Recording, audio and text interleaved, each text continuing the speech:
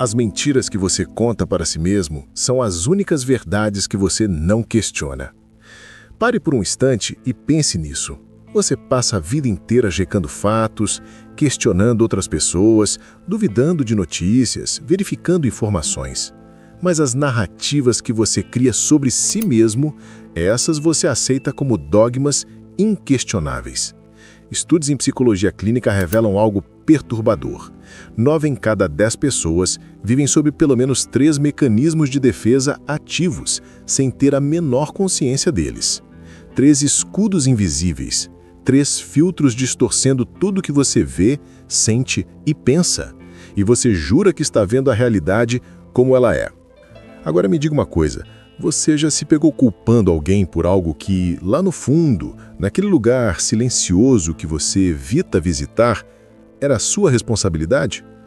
Ou justificando uma escolha claramente ruim com argumentos perfeitamente lógicos, impecáveis até, que convencem a todos, menos aquela voz sussurrante dentro de você? Bem-vindo ao Teatro do Inconsciente. E hoje você vai conhecer os bastidores. Em 1894 e 1926, Sigmund Freud fez uma descoberta que abalaria para sempre nossa compreensão da mente humana. Ele percebeu que o ego, essa estrutura psíquica que você chama de eu, não é o capitão do navio que imagina ser. O ego é, na verdade, um guardião com uma missão singular: proteger você de verdades que poderiam destruir sua sanidade mental. Décadas depois, Viktor Frankl, sobrevivente de Auschwitz, adicionaria uma camada profunda a essa compreensão. Ele viu como a negação da realidade pode ser tanto a corda que salva, quanto a corrente que aprisiona. E hoje, a neurociência contemporânea confirma: seu cérebro foi programado não para buscar a verdade, mas para buscar o que mantém você funcionando. Então aqui está a tese que vamos desdobrar nas próximas dezenas de minutos. Seus mecanismos de defesa não são falhas de caráter. Eles não fazem de você uma pessoa fraca, desonesta ou covarde. São estratégias de sobrevivência psíquica que, em algum momento da sua história, salvaram você. O problema? Elas se tornaram obsoletas e agora aprisionam mais do que protegem. E assim, iluminaremos as sombras do auto-engano com a consciência iluminada pelo saber. Deixe-me contar a história de Roberto, 53 anos, executivo de uma empresa familiar. Quando o negócio começou a afundar, Roberto tinha uma explicação para cada fracasso. A economia estava em crise, o mercado mudou, os concorrentes jogaram sujo, os funcionários não tinham mais comprometimento, os clientes ficaram exigentes demais. Roberto não estava mentindo conscientemente, ele acreditava em cada palavra. Cada justificativa era lógica, bem fundamentada, defensável, mas havia um problema. Ele nunca, nem uma única vez, examinou suas próprias decisões.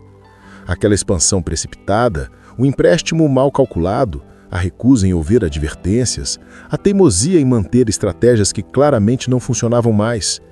A empresa faliu, e no dia em que fecharam as portas, Roberto ainda acreditava que tinha feito tudo certo. Agora pense em Juliana, 46 anos. Ela tem um padrão em relacionamentos que se repete há 2 décadas. Entra numa relação, entrega-se completamente, anula suas necessidades, aceita migalhas de afeto e, quando o parceiro inevitavelmente a abandona, ela sofre intensamente. Mas questiona o padrão? Jamais. Porque Juliana tem uma frase mágica: eu sou assim mesmo.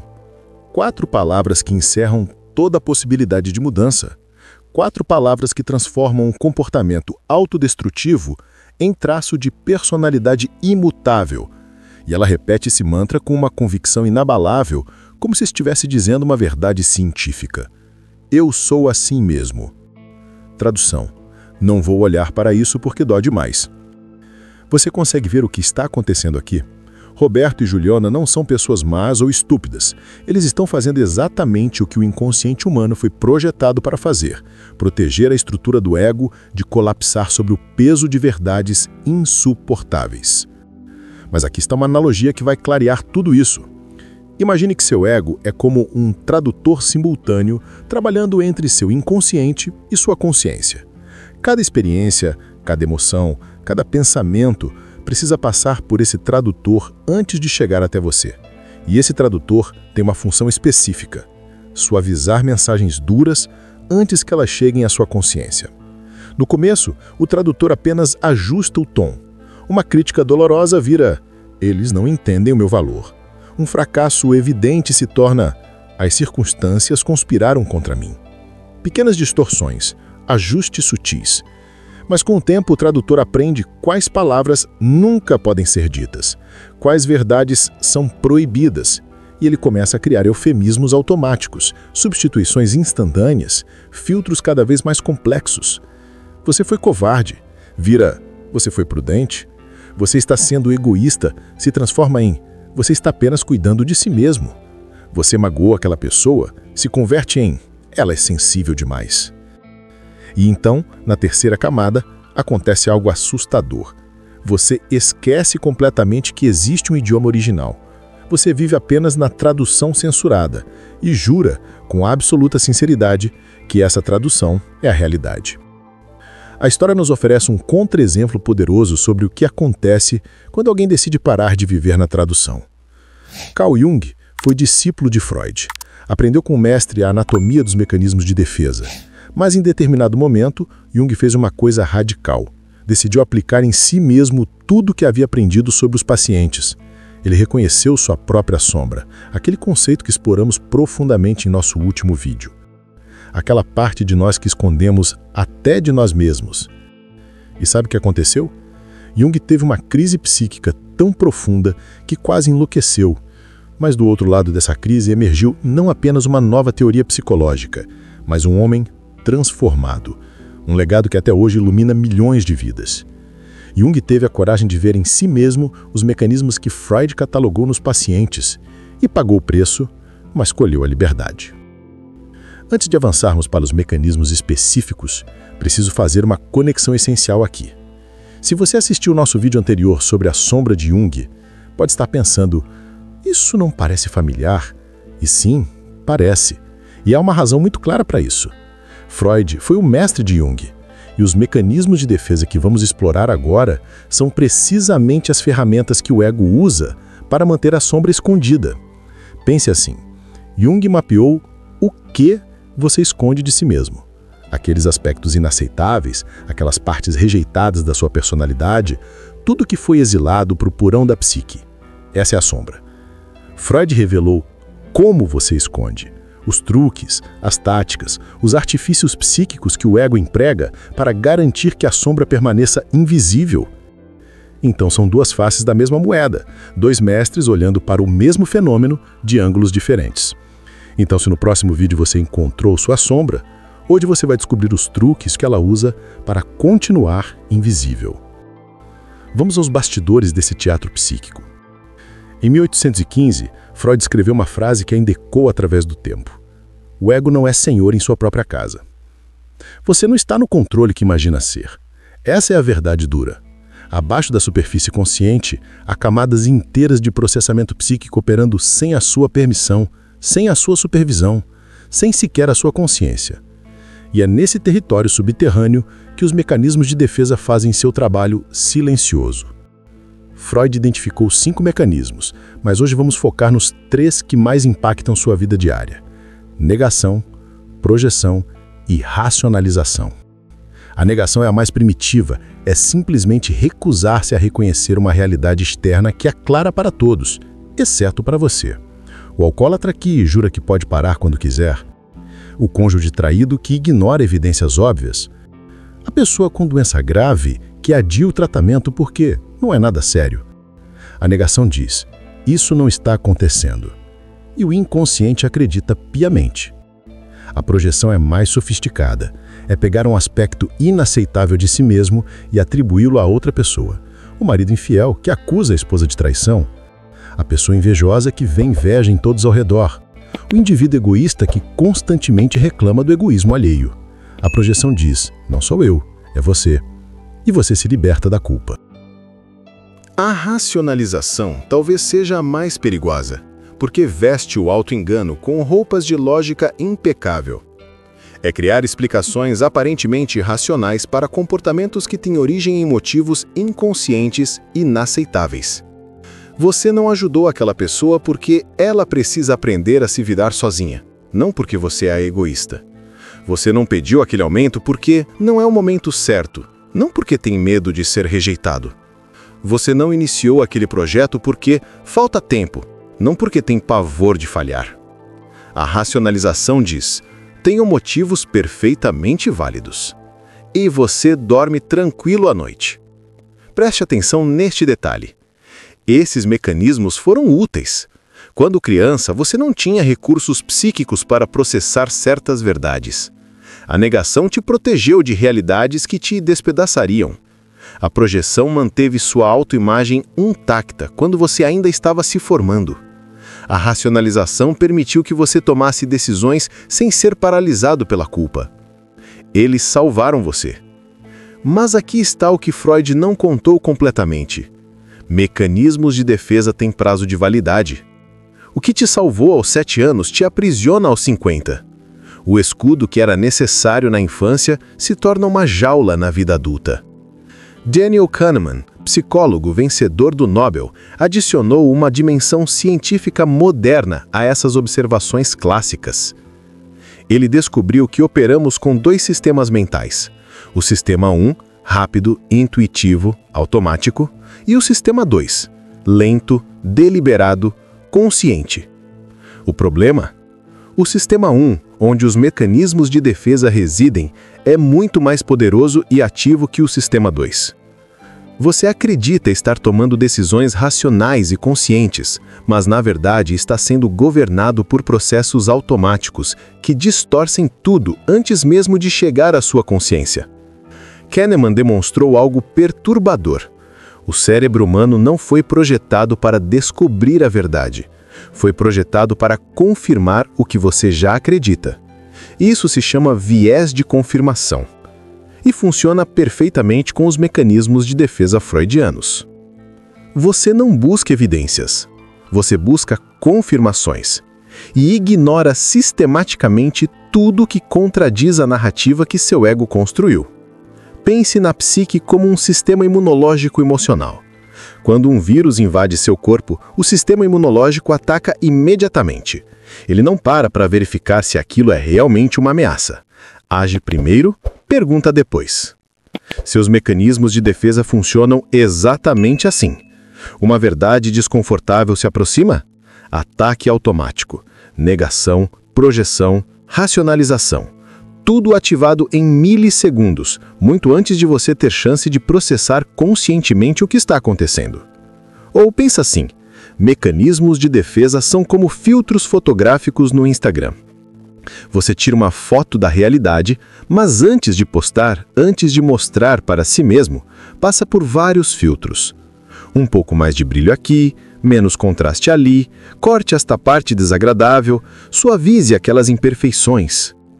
E quando você finalmente olha para a imagem, não vê mais a foto original, vê a versão filtrada e acredita que essa é a realidade. Agora vamos desenhar o ciclo completo. O ciclo do auto-engano. Começa com uma ameaça, uma verdade sobre você que é inaceitável para o ego. Isso gera ansiedade intensa. A ansiedade aciona automaticamente um mecanismo de defesa. O mecanismo distorce a percepção. Você sente alívio temporário porque a verdade foi neutralizada. Mas a verdade não desaparece, ela apenas fica escondida. E cada vez que você usa o mesmo mecanismo, a distorção se acumula. A distância entre a realidade e sua percepção aumenta. E, eventualmente, inevitavelmente, a realidade cobra a conta. A crise acontece, o relacionamento implode, a carreira desmorona, a saúde colapsa. E você olha ao redor perplexo, sem entender como chegou ali. Porque você viveu anos ou décadas na tradução censurada, protegido da verdade, mas também privado dela. E aqui chegamos ao ponto de virada. Você já se perguntou por que terapia funciona? Por que simplesmente falar sobre seus problemas tem poder transformador? A resposta está aqui. porque a fala consciente força os mecanismos de defesa a operarem em velocidade reduzida. Quando você precisa colocar algo em palavras, especialmente para outra pessoa, o sistema 2 é ativado. A consciência se acende. E nessa luz, os mecanismos de defesa ficam visíveis. Pela primeira vez, você consegue ver o tradutor em ação, ver a censura acontecendo, ver a distorção sendo aplicada. E quando você vê o mecanismo, ele perde poder sobre você. Essa é a chave de tudo que vem a seguir. Então, como você faz isso na prática? Como identifica e desativa mecanismos de defesa que operaram automaticamente por décadas?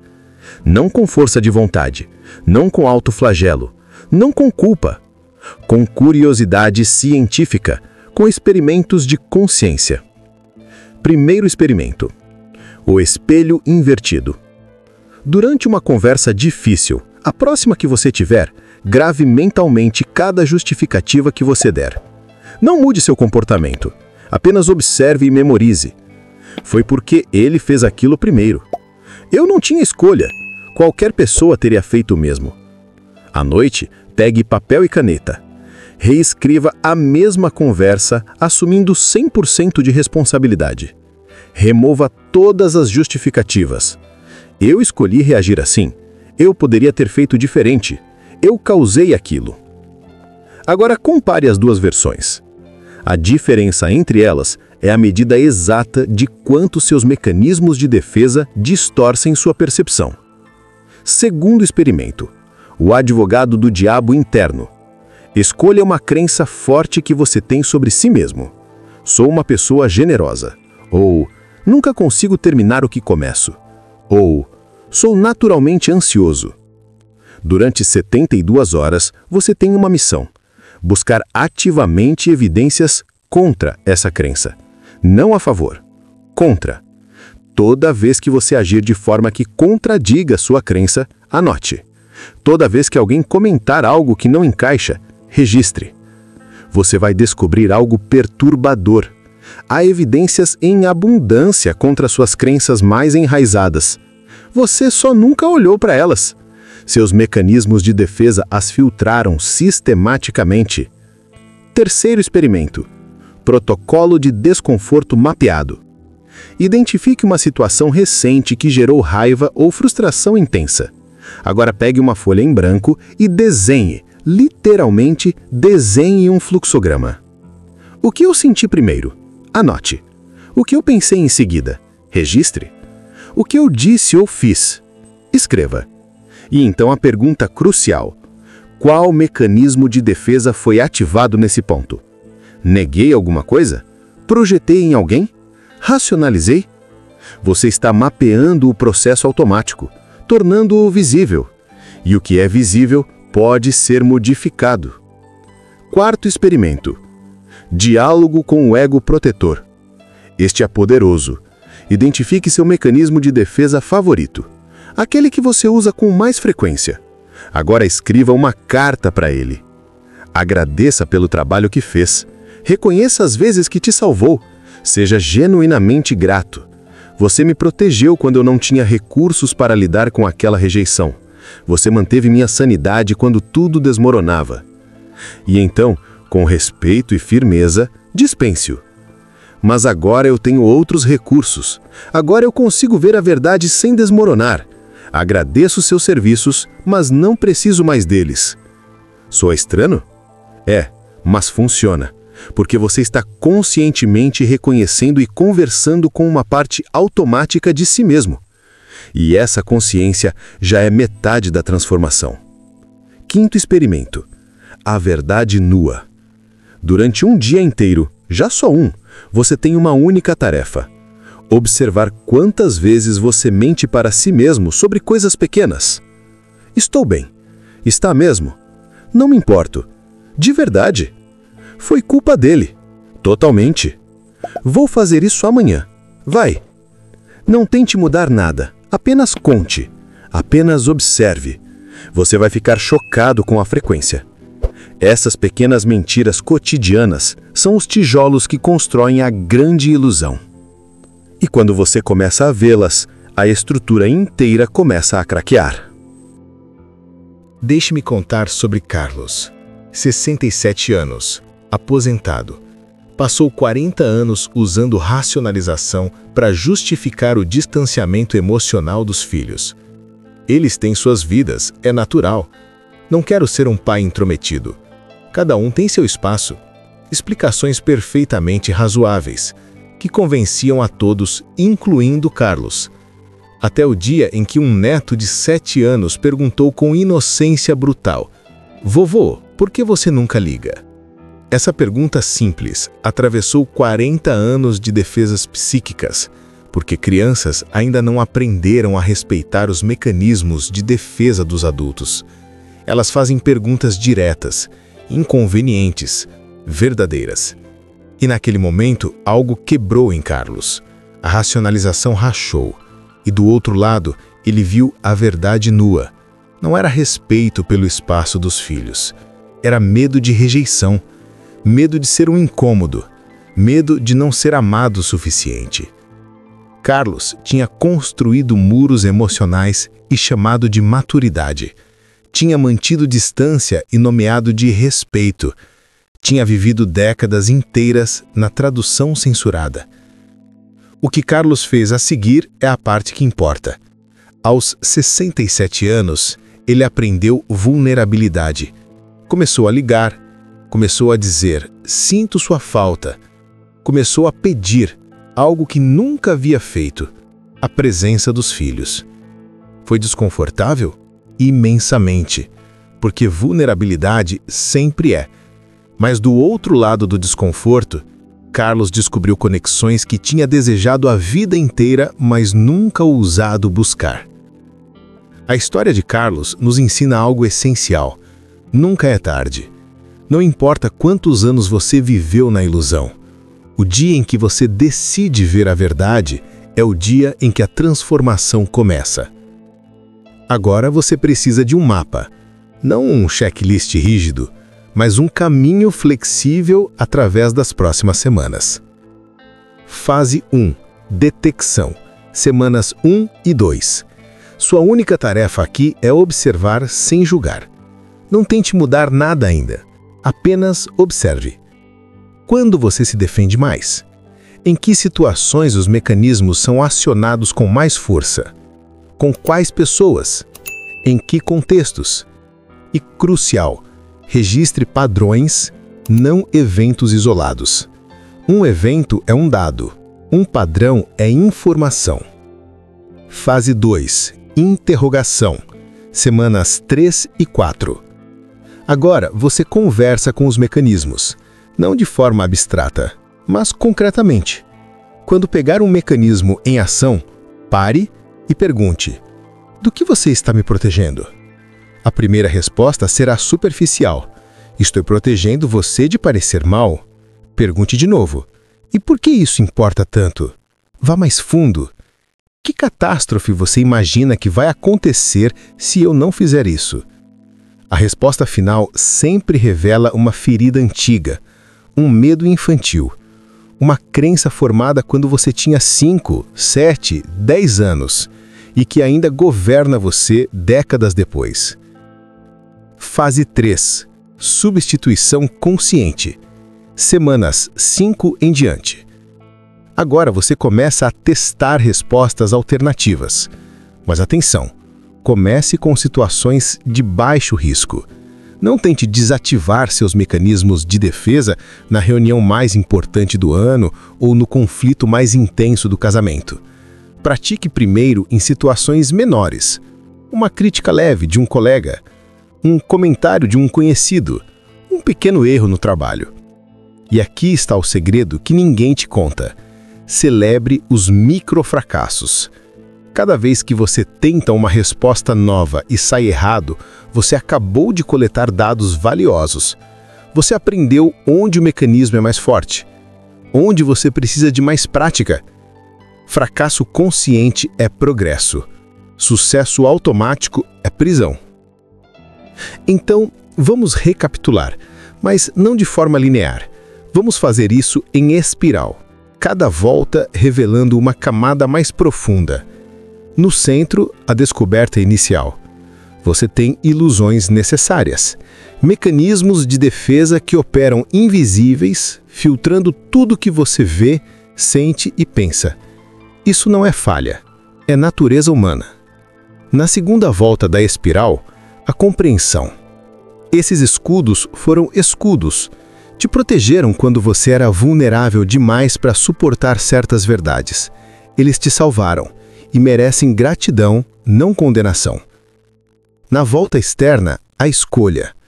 Agora que você sabe que os escudos existem, agora que você pode vê-los em operação, você tem uma decisão pela frente. Manter o escudo e permanecer protegido, mas limitado.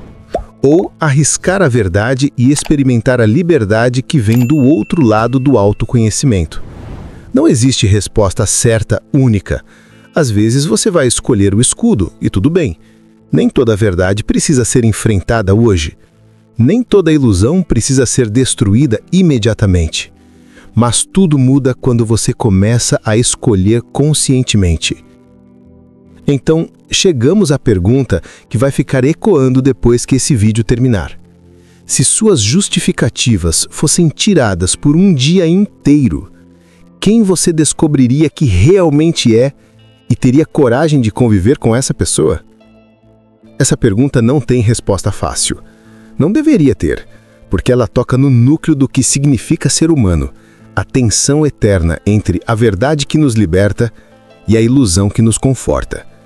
Freud nos deu o mapa do território psíquico, mostrou os mecanismos, nomeou as defesas, iluminou o teatro do inconsciente. Mas a jornada, essa é sua. Só você pode percorrê-la. E aqui está a promessa que eu posso fazer com absoluta certeza. A coragem não é a ausência de medo. A coragem é a decisão de ver a verdade mesmo que ela assuste. De olhar para si mesmo sem os filtros que usou a vida inteira. De reconhecer os mecanismos e escolher conscientemente quando usá-los e quando dispensá-los. E nessa visão clara, nessa honestidade radical consigo mesmo, reside toda a liberdade que você busca. A luz do saber não destrói a escuridão. Ela revela o que sempre esteve lá, esperando que você tivesse coragem de olhar. E agora você sabe. Agora você pode ver. O que você fará com esse conhecimento é a história que você ainda vai escrever.